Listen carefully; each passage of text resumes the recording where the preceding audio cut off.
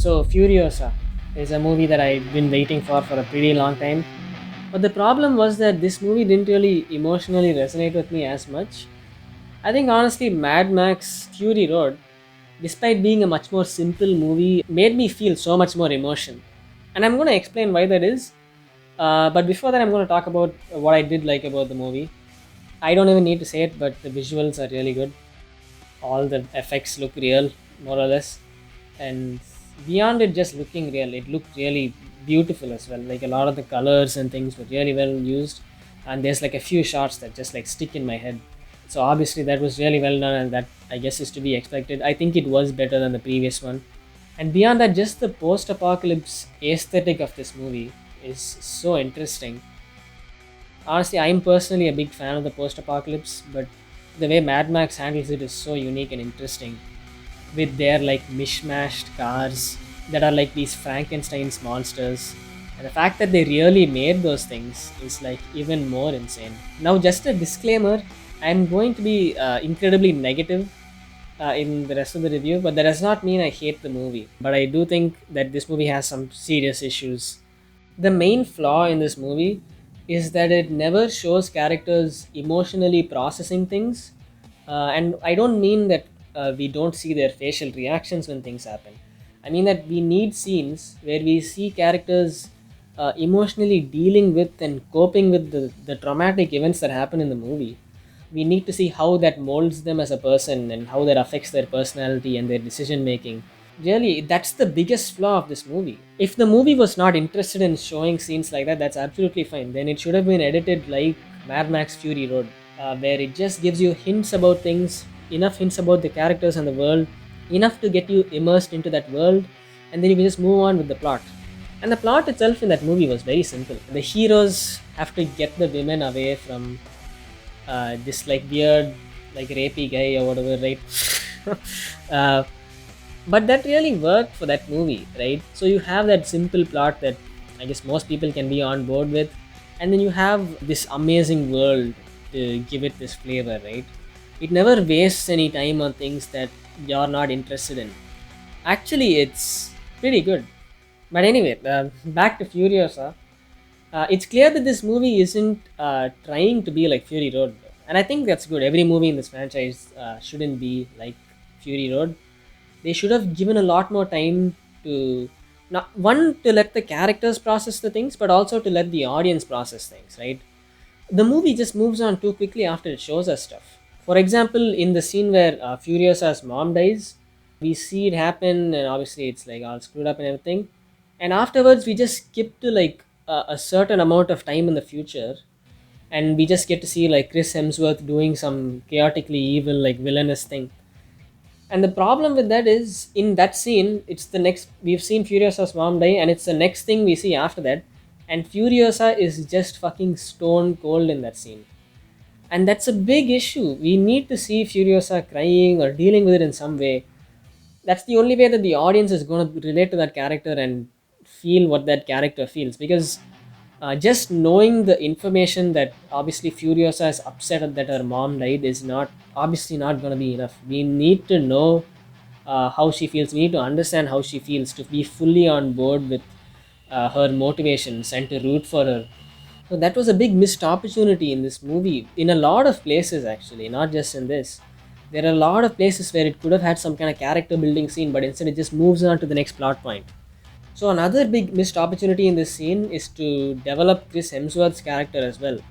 So we see him do the chaotically evil thing, and that's cool. But what it really needed was, one, we either get to see Chris Hemsworth's motivations and why he does what he does, and why he's going to these lengths, and what made him so fucked up, and all this kind of stuff, or we could have seen how other characters react to Chris Hemsworth. It could have been something like we see Chris Hemsworth do the crazy thing, and we see how his underlings are emotionally impacted by it. We see how Furiosa is emotionally impacted by it, and that develops Chris Hemsworth as a villain and makes him more intimidating, and we kind of care about the outcome of his character a lot more.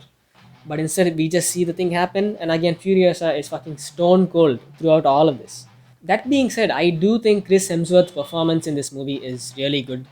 It was very entertaining, very captivating. Just the performance on its own. and they really did have a lot of potential to create like a really cool villain, but we only get hints from the character. So, for example, there's a thing in this movie where Dementus is trying to connect with Furiosa, like a father figure almost. And there's a bit where he gives her this stuffed toy, which I'm guessing belonged to one of his kids before the apocalypse or something like that. And honestly, I think that's a really interesting place to start, because the movie could have taken that a little bit further and maybe shown Dementus do some kind of genuine act of kindness towards Furiosa, maybe do something selfless or do something to protect her or something like that. So, which would leave Furiosa feeling really internally conflicted on how she views this guy, right? And that could have been a really good character building thing, but they don't really go ahead with that either. Because honestly, Immortan Joe makes like a trade offer for fucking Furiosa to be like a sex slave, and like Demetrius just like accepts it. And so I guess that's that, right? And another thing I just want to mention about this movie is that actually the humor doesn't work as well as the last one either. I think the last one was really funny. You want that thing off your face?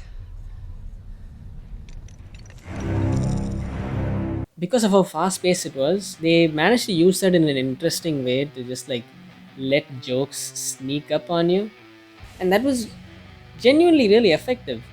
I had a lot of laughs in the first one. I mean, there's a few laughs in this one, some of it worked, but it wasn't on the level of the last one, bro.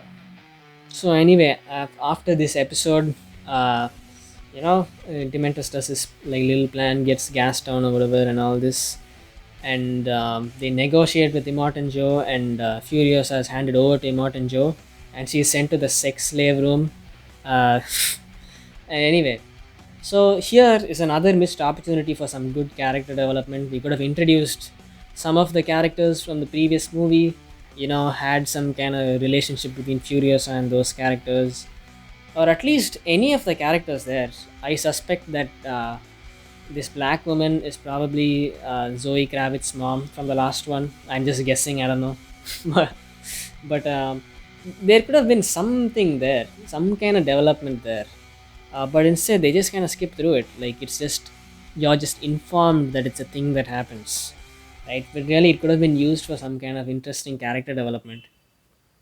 But anyway, that happens. And Furiosa escapes because of Rictus's fuck up. And another big missed opportunity here is to have a big character building scene with Rictus and Immortan Joe and maybe Scrotus as well, because Scrotus. Or Chris Hemsworth's accent as well. Scrotus! Rictus just let Furiosa escape, and we need to see like Immortan Joe yell at him or something. Immortan Joe has traded a lot of stuff for Furiosa. He's gonna be fucking pissed, and we need to see him be pissed, and we need to see those scenes because it makes us feel how important resources are in this world. Right? One of the biggest complaints with the last one was how much fucking water they wasted. It was actually so annoying. Like those scenes are so infuriating to watch, just seeing water be wasted. But we need a scene where Immortan Joe is mad at Rictus for letting Furiosa escape, for essentially wasting a resource, right? And the thing is, he wouldn't be able to punish Rictus either. One, because he's his dad, and obviously also because every human being in this world that isn't deformed or diseased is like insanely valuable, because especially someone who's on your own side. So we really needed that scene to see how these villains interact and how they view all these resources and their relationships that they have with each other. So anyway, I'm just gonna skip a bunch of stuff and go to the point where Immortan Joe has a war with Dementus, and it's called the 40-day war. Again, the 40-day war is just a thing that happens. It's not something we feel any emotion for. Again, the whole movie could have been about the 40-day war. It would have been really interesting. Honestly, that's something that could have been skipped from the movie as well, and it would not have made a difference. And the next thing that happens in the plot is Furiosa just finds Dementus and decides to kill him, and then we have the end scene with Furiosa and Dementus. And this is the scene that I actually really did enjoy, because finally we get to see like characters like reacting emotionally to the things that have happened in the movie so far. But really, the movie needed this in every junction. We needed this to happen again and again, and it didn't do that. It just had it once in the end. really big missed opportunity. I think there's a lot of emotional potential in this movie that could have been realized if they'd only tried in the beginning. But that being said, this scene was really good. Obviously, Chris Hemsworth, as I said, did a really good performance, and he managed to keep the goofy aside and keep the serious aside. He managed to do that balance really well. And obviously, Anya Taylor Joy is a really good actor as well. She did really well in the scene too. And really, this movie just needed more of that. Honestly, just these two characters could have emotionally carried this whole movie. So that being said, after I mentioned all this, I do not hate the movie. Again, I'm going to say that, just even though I'm complaining about it endlessly, the only reason I complain about this movie so much is because I hold it in such a high standard. I would not complain this much about the fucking Deadpool Wolverine movie. I don't take that shit as seriously, right? But really, this movie just felt like a big montage. So if you're someone who's really invested in this world, which I kind of am, I think it's really interesting. It's just like a bit of more knowledge for you, right? A little more lore for you. Yeah, but that being said, if they made another one, I would definitely still be excited for it. Obviously, at least the director who's making it cares. So, yeah, that's my review of Furiosa. See you in the next video.